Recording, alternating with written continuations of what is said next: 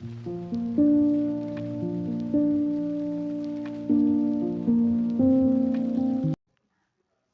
वालेकुम व्यूअर्स, कैसे हैं आप? उम्मीद करती हूँ खैरियत से होंगे। स्टडी विद बीआरडी में आप सबको खुश आमदीद।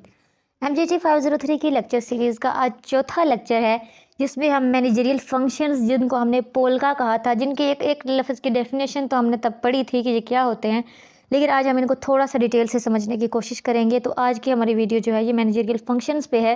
इनको हम समझेंगे, ठीक है। पिछले लेक्चर में हमने जो है वो मैनेजरियल रोल्स को पढ़ा था कि 10 किस्म के रोल होते हैं जो एक मैनेजर को जो है वो परफॉर्म करने पड़ते हैं, और उनको मैंने हतल मकदूर कोशिश की थी कि आपको अच्छे से समझा सकूं, और आई होप कि आपको समझ में आया होगा। और जो लोग जॉब होल्डर्स हैं, मैंने उनको ये भी बोला था कि वो कोशिश करें खुद को रिलेट करने की कि इस वक्त वो कौन कौन से रोल्स प्ले कर रहे हैं, ठीक है।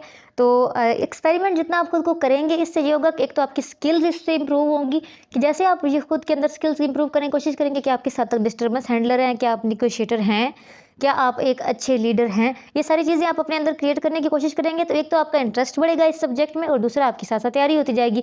फिर आपके लिए इसमें सेल्फ राइटिंग करना आसान हो जाएगा, यानी आप ये चीज़ें आपको रटने की ज़रूरत नहीं पड़ेगी कि नेगोशिएटर क्या होता है। जब आपको पता होगा कि नेगोशिएट करना क्या होता है, आप उसको खुद ही लिख लोगे, ठीक है। तो ये सारी चीज़ें, तो पोलका फंक्शंस जो थे मैनेजरियल फंक्शंस के, हर रोल में कुछ फंक्शंस भी तो प्ले करने पड़ते हैं ना, जैसा रोल है उसके हिसाब से फंक्शन करने हैं। तो आज हम फंक्शंस को डिटेल से पढ़ेंगे। सबसे पहला क्या है? Planning. Planning, it is the management function that involves the process of defining goals, establishing strategies for achieving those goals. क्या क्या है कि सबसे पहले गोल्स को डिफाइन करना कि मेरा गोल है क्या, ठीक है। प्लानिंग में ये शामिल है, सबसे पहला फंक्शन, ठीक है। फिर उस गोल को अचीव करने के लिए स्ट्रेटजीज बनाना कि किस रास्ते से, कितने लोगों के ज़रिए, कितने मेरे रिसोर्सेज लगेंगे, इन सारी चीज़ों की यानी स्ट्रेटजीज बनाना भी किस चीज़ में शामिल है?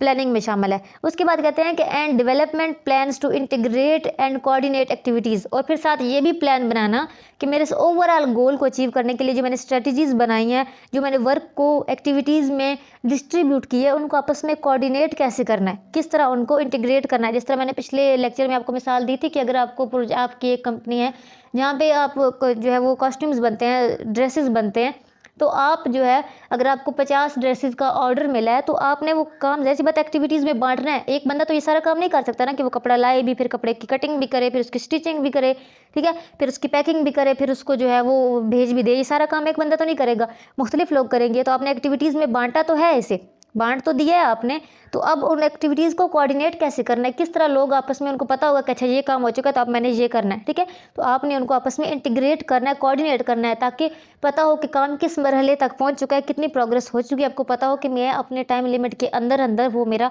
जो टारगेट है कि मैंने 10 तारीख से पहले पहले ये कपड़े पहुँचाने हैं, वो पूरा हो सकता है या नहीं, ठीक है। इंटीग्रेट करना, कोऑर्डिनेट करना एक्टिविटीज़ को, ये भी प्लानिंग में शामिल होता है, और ये तभी आपने करना होता है जब अभी आपका प्रोजेक्ट शुरू हो रहा है, ठीक है। उस वक्त ही आपको प्लान करके रखना है पहले से।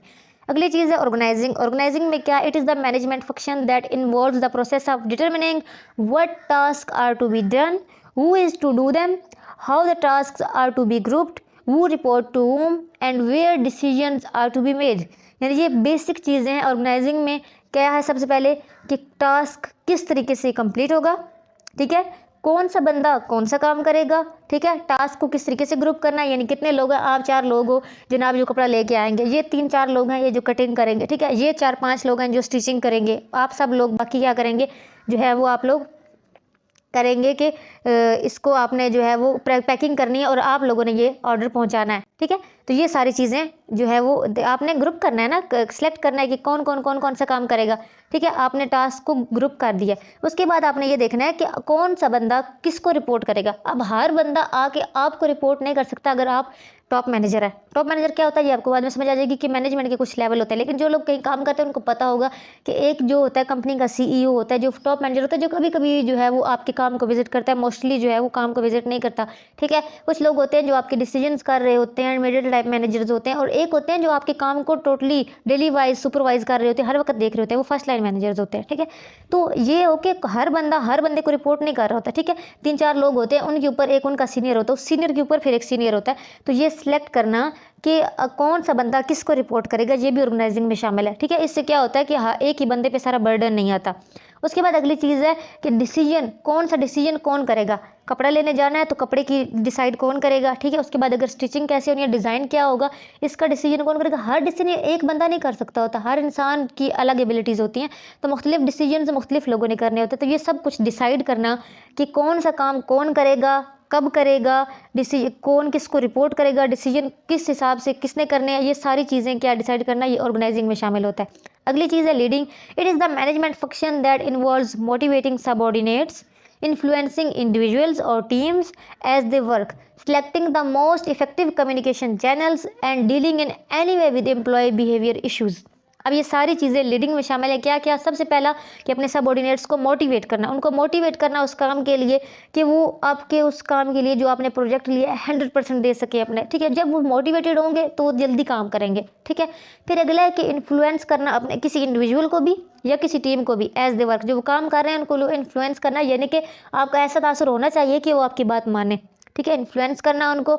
उसके बाद आपके और उनके दरमियान इफेक्टिव कम्युनिकेशन चैनल होना चाहिए, यानी इस तरीके से निज़ाम होना चाहिए कम्युनिकेशन का कि वो इजीली आपसे बात कर सके। उन्हें कोई प्रॉब्लम है तभी वो आपसे बात कर सके, अगर उनको कोई हेल्प चाहिए तभी वो इजीली आपसे बात कर सके, आप उनके काम को मॉनिटर कर सकें इजीली, ठीक है। तो इफेक्टिव कम्युनिकेशंस के जो है चैनल आपको क्रिएट करना है। उसके अलावा अगर उनका कोई भी बिहेवियर का इशू आ रहा है या कोई भी उन्हें प्रॉब्लम आ रही है तो एम्प्लॉय को, तो आपको वो डील करना, ये सारी चीज़ें किस में शामिल होती हैं, आपकी लीडिंग के फंक्शन में आएंगी। अगला जो फंक्शन है वो है controlling. It is the management function that involves monitoring and actual performance, involves monitoring actual performance, comparing actual to standard and taking correction action if necessary। Controlling में क्या होता है कि आपने एक्चुअल परफॉर्मेंस को मॉनिटर करना है, ठीक है। आपने टास्क भी दे दिया, आपने लीड भी कर दिया, आपने गाइड भी कर दिया, ठीक है। आपने रिसोर्सेज भी दे दिए, टाइम भी बता दिया, लेकिन आपने ये भी तो देखना कि वो जैसे मैंने बोला था वैसे ही काम हो रहा है कि नहीं हो रहा, ठीक है। ये भी तो ज़रूरी है ना देखना। तो एक्चुअल परफॉर्मेंस को मॉनिटर करना, कंपेयर करना स्टैंडर्ड को कि इस वक्त काम कहाँ पे है और कहाँ तक इसे लेके जाना है, कि क्या वाकई ये उस स्पीड से या उस क्वालिटी से काम हो रहा है जो मुझे चाहिए, ठीक है। और अगर नहीं हो रहा तो जो नेसेसरी एक्शन लेने की ज़रूरत है, चाहे आपको उनको दोबारा से मोटिवेट करना है, या अगर कहीं रिसोर्सेज की कमी आ रही है तो उनको इम्प्रूव करना है, या कहीं अगर आपके कोई जो है वो सबऑर्डिनेट या कोई एम्प्लॉय ऐसा है जो सही से काम नहीं कर रहा और आपको उसको किसी तरीके से भी, मुख्तलिफ तरीके होते हैं ना हर बंदे से काम करवाने के, कोई बंदा वो क्या कहते हैं ना सीधी ज़ुबान मान जाता है, किसी को टेढ़ी ज़ुबान भी करनी पड़ती है, ठीक है। तो जिस तरीके से भी जो भी आपको उस वक्त करेक्टिव एक्शन लेना पड़े आप लेंगे जो ज़रूरी होगा, तो ये सारी चीज़ें किस में आएगी, कंट्रोलिंग में आ जाएंगी। अगली चीज़ है assurance. Quality function which demands for every manager that he or she ensures that prior management support and management process are in place before पोल का मैनेजमेंट फंक्शंस आर एग्जीक्यूटेड। ये क्वालिटी फंक्शन, यानी कि एक अच्छा मैनेजर जो होता है, हर मैनेजर उसकी ये डिमांड होती है कि जो भी उसे एक पोल का फंक्शन में से काम हैं वो इस तरह से हों कि एश्योरेंस हो उनकी कि ये काम बेहतर तरीके से हो रहे हैं, ठीक है। यानी एश्योरेंस में यकीनी तौर पे आपने वो काम करवाना होता है। लीडिंग में जितने काम है, ऑर्गेनाइजिंग में, प्लानिंग में, सारी चीज़ें कंट्रोलिंग में, ये आपके एश्योरेंस के साथ हो रहे हो कि वाकई मैं जिस वजह से ये सारे फंक्शंस कर रहा हूँ मुझे इससे जो आउटपुट चाहिए वो मुझे मिल भी रही हो, ठीक है। उसके बाद मैनेजमेंट प्रोसेस की बात हो रही है कि मैनेजमेंट प्रोसेस क्या होता है, इसमें वही चीज़ प्लान करना, ऑर्गेनाइज करना, लीड करना, कंट्रोल करना, ये सारी चीज़ें इसमें शामिल होती हैं, ठीक है। फिर कहते हैं कि कुछ ऑर्गेनाइजेशंस होती है जो प्रॉफिट मेकिंग होती हैं, ठीक है, कुछ नॉन प्रॉफिट होती है। प्रॉफिट मेकिंग वो होती है जैसी बात है जिनका प्रॉफिट पे फोकस होता है कि हमने अच्छा अगर हमने इन्वेस्ट किया है 5 लाख तो हमें इससे प्रॉफिट लेना है इतना कि तकरीबन हमारे जो एम्प्लॉयज़ को भी मिल जाए और मुझे प्रॉफिट आ जाए, ठीक है। लेकिन कुछ नॉन प्रॉफिट ऑर्गेनाइजेशन होती हैं जैसे कि हमारी गवर्नमेंट की एजेंसीज है, इनका काम मोस्टली जो होता है वो प्रॉफिट नहीं होता, इनका काम होता है लोगों को सर्व करना, ठीक है। ये इनको कभी कभी ऐसे डिसीजंस भी लेने पड़ जाते हैं जिनमें इनको नुकसान हो रहा होता है, लेकिन इनको पता है कि अगर लोगों की भलाई है इसमें तो वो उन्हें करना पड़ जाता है, ठीक है। तो ऐसी organisations non for profit organisations होती है जैसे NGOs वगैरह होती हैं, ठीक है, या फिर गवर्नमेंट की मुख्तलिफ ऑर्गेनाइजेशंस जो सिर्फ लोगों की सर्विस के लिए काम कर रही हैं, ठीक है। तो या फिर कल्चरल इंस्टीट्यूशंस हो गए, हेल्थ केयर फैसिलिटीज़ हो गई, ठीक है, चैरिटी वाले इंस्टीट्यूशंस हो गए, तो ये सारी नॉन प्रॉफिट होती हैं, ठीक है। तो 2 किस्म की ऑर्गेनाइजेशंस होती हैं। अगली चीज़ जो है कि एफिशिएंसी और इफ़ेक्टिवनेस, आज हम 2 चीज़ें ये भी पढ़ेंगे कि ठीक है सारे फंक्शंस भी हो कर लेते हैं हम, ठीक है, लीडिंग भी कोई ना कोई हर कोई कर रहा है, ठीक है। जो भी एक मैनेजर है वो लीडिंग भी कर रहा है, वो कंट्रोलिंग कर रहा है, ऑर्गेनाइजिंग कर रहा है, प्लानिंग कर रहा है, वो कर ही रहा है। लेकिन एक गुड मैनेजर वो होता है जो अपने सारे फंक्शंस में 2 क्वालिटीज़ रखे, एक एफिशिएंसी और एक इफ़ेक्टिवनेस। एफिशिएंसी का कंसेप्ट मैंने पहले भी आपको दिया था कि आपके काम की जो है वो मतलब उसकी रफ्तार ऐसी होनी चाहिए, और उसमें यानी कि कम से कम टाइम में ज़्यादा से ज़्यादा आउटपुट लगाना, कम से कम रिसोर्सेज दे के ज़्यादा से ज़्यादा आउटपुट लेना, ठीक है। यानी कि getting the most output from the least amount of input.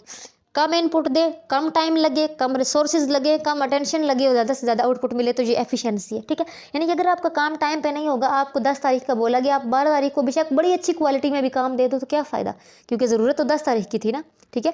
तो यानी कि कम से कम रिसोर्सेज लगा के ज़्यादा से ज़्यादा आउटपुट देना क्या होता है, एफिशिएंसी होती है। और अगली चीज़ क्या थी, effectiveness, doing the right things. यानी इसमें मेन चीज़ क्या होती है कि आपने जो गोल लिया उसको अचीव ज़रूर करना है, ठीक है। गोल सेट किया तो उसको अचीव ज़रूर करना है। आपने लिया ना प्रोजेक्ट कि मैं 50 शर्ट्स आपको दूंगा, तो दे ज़रूर, ठीक है। टाइम पे देना, उस गोल को अचीव करना, ये मैटर करता है। और फिर उसमें अगर क्वालिटी अच्छी है उस चीज़ की और वैसा है जैसी डिमांड थी, तो फिर वो वाकई आपने एक इफेक्टिव तरीके से काम किया और आपके काम को याद रखा जाएगा, और हमेशा जो है वो उस काम को, आपको उस काम की बेस पे मज़ीद काम भी मिलेगा, ठीक है।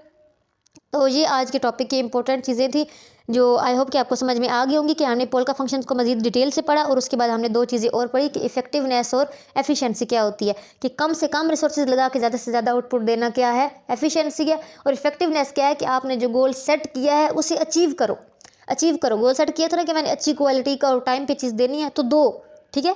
तो ये चीज़ होती है इफेक्टिवनेस। तो आई होप आपको आज का लेक्चर समझ में आ गया होगा। कोई भी कन्फ्यूजन हो आप कमेंट बॉक्स में पूछ सकते हैं। इसके अलावा मेरा व्हाट्सएप ग्रुप मौजूद है, वहाँ पे भी आप मुझसे क्वेश्चन कर सकते हैं, ठीक है। इसके अलावा अगर वीडियो अच्छी लगी है तो चैनल को सब्सक्राइब करें, वीडियो को लाइक करें और दोस्तों के साथ शेयर करें, ताकि सबकी जो है वो हेल्प हो। और बार बार मैं एक चीज़ रिपीट करती हूँ, वो ये कि रट्टा नहीं लगाना, अपने कंसेप्ट को क्लियर करें। इस चीज़ को जो मैं बोलती हूँ ना, एक बार बुक से रीड करें और खुद एक बार ये डेफिनेशन अपने लफ्ज़ों में लिखने की कोशिश किया करें। अगर आप ये थोड़ा थोड़ा वर्क साथ कर लेंगे और यकीन माने, जैसे आप लेक्चर सुन रहे हैं, बेशक लेक्चर को पॉज करके वही चीज़ अपने लफ्ज़ों में लिख लेंगे, यकीन करें आपको पेपर्स में किसी किस्म की टेंशन नहीं होगी, किसी किस्म की टेंशन नहीं होगी। इस चीज़ की गारंटी मैं आपको देती हूँ। दुआ में याद रखिएगा। अगले लेक्चर तक के लिए अल्लाह हाफिज़।